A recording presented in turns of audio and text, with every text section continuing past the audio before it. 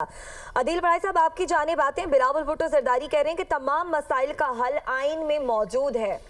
ये सभी को मालूम है, ये बात अदालत को भी मालूम है और अदालत बारहा कह चुकी है कि पार्लियामान पर अपने मामलात को आप हल करें। जाहिर है कि आइन मौजूद है और आइन को मद्देनजर रखते हुए मामलात जिस रुख इख्तियार करेंगे उसको उस तरह से लेकर चलें। लेकिन इन तमाम सूरत हाल से फरार कहें या फिर बहाने कहें, वो तो हुकूमत ही बना रही है। आइन में जो हल मौजूद है उससे नजरअंदाज किया जा रहा है और नई नई मंतक हुकूमत की जानिब से ही पेश की जा रही है। फिर किससे बिलावल भुट्टो जरदारी कह रहे हैं मसाइल हल करने के लिए?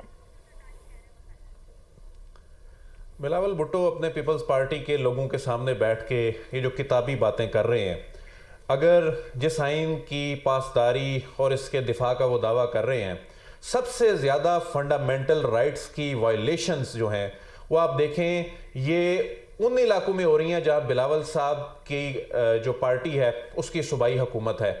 आप फंडामेंटल राइट्स का चैप्टर निकालें और उस चैप्टर में जितनी क्लॉजेज होंगी बुनियादी हकूक से मुतल्लिक, जिससे मुतल्लिक फिर अदालतों को नोटिस लेने पड़ते हैं, वो सबसे ज़्यादा वायलेशंस आपको वहाँ पर नज़र आएंगी। फिर ये बात कर रहे हैं जी कि तमाम मसाइल का हल आइन में मौजूद है।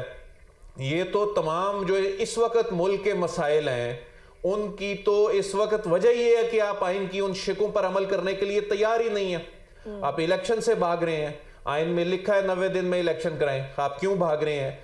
तो ये किताबी बातें या इन्हीं की जमात का कोई बंदा फ्लोर ऑफ दी हाउस पे खड़ा हो के जो है वो इस तरह की कोई जज्बाती तकरीर कर दे, यही नून लीग के लोग, ये ख्वाजा आसिफ साहब, इस तरह के लोग ये जो फ्लोर ऑफ दी हाउस पे खड़े होके बड़ी इनकलाबी बातें करते हैं, हकीकत से इसका कोई ताल्लुक नहीं होता। हकीकत में देखें कि ये उन आइन की शिकों पर अमल दरामद में रुकावट डाल रहे हैं।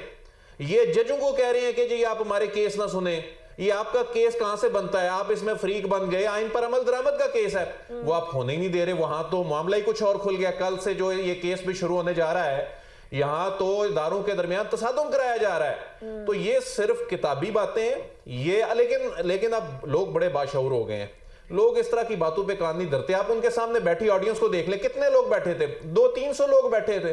वो सिर्फ इसलिए सुन रहे थे कि चले जी एक वहां के हुक्मरान खानदान का चश्मो चिराग बात कर रहा है, वो सुन रहे थे। इन बातों का कोई असर नहीं है, हकीकत से इसका कोई ताल्लुक नहीं है, हकीकत इसके बिल्कुल बरअक्स है।